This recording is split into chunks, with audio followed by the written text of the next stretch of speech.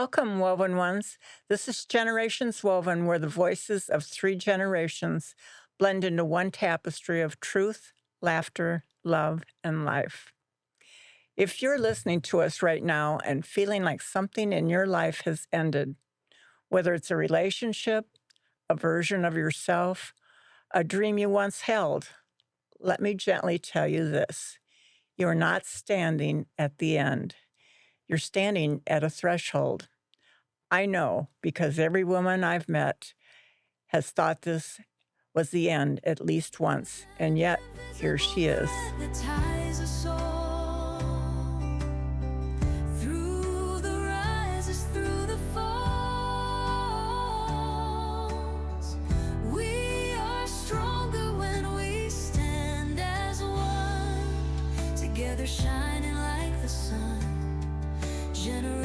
So today, we're going to talk about those moments when we thought our life was ending, and yet somehow or other, we got through it. We survived. We did one day at a time or 10 minutes at a time, whatever it took, but we made it. I remember, this has been many, many years ago. We had 5 children, and the marriage was not working well. The youngest was a few weeks old, and it was time that we split apart. I remember sitting at the kitchen table, having a cup of coffee, thinking, what do I do now? I've been basically a stay-at-home mom. Do I go to work at McDonald's or fast food or something and make, back then it was like $4 or $5 an hour, and hire a sitter? I wouldn't have anything left. So I sat there thinking about it, crying, devastated. Where do I start? And I remember calling the college and said, is there anywhere I can start to see what I could do to have some kind of degree or training to do something? Well, I went out and I did a bunch of tests, and it came out that nursing would be a great fit for me. So I went to college, and we lived off the grants and some loans, and we lived on $9,500 a year, which was not living high on the hog. Mm. I remember that so well, and I went back to school, and many times I didn't know how I was going to make it to the next point. And so my faith actually grew because sometimes there was nothing left of me, and I just had to rely on that there was something more than me. And so my faith started growing, and the more I leaned on God for guidance, the more answers came. And along the way, I made it. I got through junior college. I became an RN. And this is at 38? 38, I was, yeah, 38 years old. 38 years old, Wow. starting over. And I know most people are just starting to live at 37, 38 years old. No, I was starting to live all right. The reality. You had all 5 kids up to that point. Mm-hmm. Wow. And just living on that, I remember we had a menu. We had $30 a week for groceries. That's an interesting thing to do. So I remembered the powdered milk, and I'd make a gallon of milk up at night so it'd be ice cold.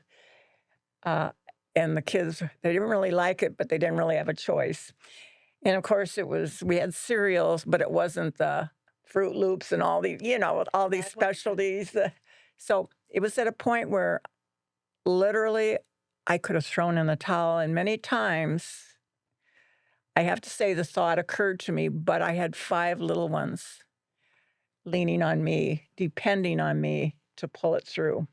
And because of that, I just put my feet on the ground and did the best I could. I was no longer just a mom that could say, when your dad gets home, Mm-hmm. Well, and that's when you realized it was a season you were going through, right? The point of realizing you had this opportunity, you could break or you could find a way to keep moving and to get things done. And so while it looked like an end to you sitting at that kitchen table, crying, not knowing what to do, you realize looking back, especially now. I don't think you have the luxury in that moment to actually do retrospective thinking of, I think you're just in the moment surviving.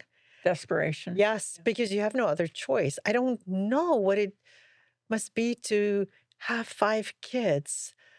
And I don't want to detract from your story, but I had a similar story where there was just a moment of utter desperation. And I think about it now, it's insane. But I remember um, we fostered two cats. We had our cats, so we had 4. We had my daughter, and we had our bonus daughter, who was the exchange student from Brazil. And I just remember there was just a moment where it was just too much. And I thought, okay, if I take something, it would just be the end. And you know what? God's amazing. There was a moment I was listening to a podcast, and in the podcast they talked about toast. And in that moment, I was actually thinking, let me just make some toast. And I made the toast and something just shifted. And looking back, you forget those tiny little details. But it's moments like this where you realize, was that a coincidence when that happened, when that came on the radio about the toast? I don't think so. I think it's divine intervention. Um, and I'm thankful. I am thankful because, well, I don't know what could have happened. Hold on, I need a quick little hug. That was so touching. Thought about it for yourself too. And sometimes I think we don't brush over that, right? Yes. You talked about it for yourself and the fact that you had that moment. Yeah. Right? Because I'm not saying everyone in the world has had it, but we've all had moments. Thought about it. Yes. And it's something that people struggle with and forget that they can get help.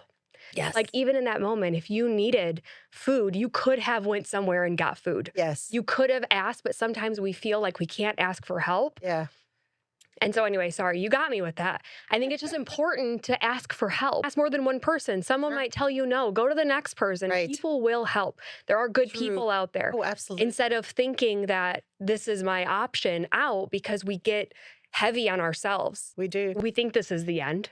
Yes. We don't realize there's another season, but there is. I think it's beautiful. But I think the part of the problem is you're so engulfed in your pain and in the moment, you don't even think about asking. Now, we're all very strong women, and I can understand why we wouldn't go and knock on the next door neighbor. And I had incredible neighbors, so they would have done something. Mm-hmm. But in your moment of that deep, intense pain, you don't think about that. No. It's just you and the pain. But it makes us stronger, doesn't it? Mm-hmm. It does. Oh, it sure does. You know, And it gives us empathy for other people. And I know right now there's a lot of suicide ideations going on. And I want to say to anybody that has feelings of hopelessness, you're not alone. You are not alone.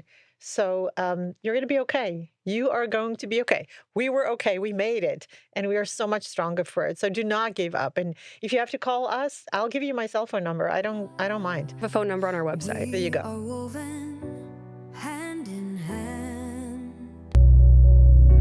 across the ocean. I think Across the God gives us little gifts along the way. Just came to mind when you were talking. I remember I was in college becoming a nurse, and I had finals. Well, I'd studied all night, and I had my little guy who was about 3 then, and I'm driving to the college, and he's asking me something, and then I'm like focused on driving and remembering things for the test. And he's asking me something, and I said, "Not now." He goes, "Tomorrow would be a better day to ask, Mommy." Oh. And it was like, thank you. I needed that. Yeah, it just brings you right back to the Bring me- moment. yeah. Right back. It's not always about me. Oh, And there are little gifts along the way that lift you up and get you through. And sometimes it's not one day at a time. Sometimes it's 10 minutes at a time. Mm-hmm. Yeah. know. Yeah. Do you have any other times when you felt it was like the end? When I got fired from a job, and then You got fired? I got fired. I What made a did you do? You're such a Sparky. Yeah. work-wise I did great, but I had this problem of I guess I would feel guilty if someone gave me something if I didn't reciprocate. So I went out for a smoke. You Someone- smoked? I did. Yeah. We're learning all sorts of things all about kinds of our little things. one here. No, so I smoked, and somebody was like, I didn't have any cigarettes on me. Plus, I was a broke mom working at a retail store. So they gave me a cigarette. And so we were outside just smoking, and I go in and they go, hey, why don't you can you clock me in? And I did, even though he was still taking a break outside. Oh. And I was like, oh my gosh, why did I say yes? I'm like, well, I have to do it. I just got to do this. Well, I got caught. So they waited till after Thanksgiving rush, right? Because we had Black Friday. So they had me work Thanksgiving, which was a week and a half later, Nice. fired me the next day, which was warranted, right? I don't know why I did it. I knew I shouldn't have done it, but it was like, well, should you just gave Trying me to a be a friend. cigarette? Yes. So it was just a dumb. I was young, Yeah. right? I was 18. Quid pro quo. I don't know. It was a bad idea. But anyway, I got fired. Like, back to the story. I got fired, and driving home from getting fired, I got in a car accident. Oh, Tasha. Yeah. So I had, and it wasn't my car. you can't write. Because I didn't have a can't car write at the this time. script, I I'm didn't have a telling you. car at the time because I'm 18. I have a kid. I'm struggling, right? All the things are happening. So it was just boom, boom, boom. Did you have a smoke? No, I didn't have a smoke. I didn't have the money. I didn't have a car to go get one. So I'm sorry. anyway, getting to the point where then I didn't have a job. I didn't have a car to go get a job because I got in a car accident and I lost my license. I lost my license because I was 18 with my second ticket within being 21. So from 16 to 21, I got my second ticket. So I lost my license. So I'm just... You need to date a driving school instructor. I was Sorry, 18, you guys, okay? This is like 20 years ago. But anyway, I lost my license, sitting at home, didn't have a car, I had no job, and my daughter was going to preschool. And I couldn't even get her to preschool. When they would pick her up on the bus, all I had to do was wake up and get her on a bus. But I couldn't even do that. So she just stayed home with me. That season felt like the end. I was watching The Nanny, and an ad came on for Midwest Technical Institute, so I went and got my medical assistant.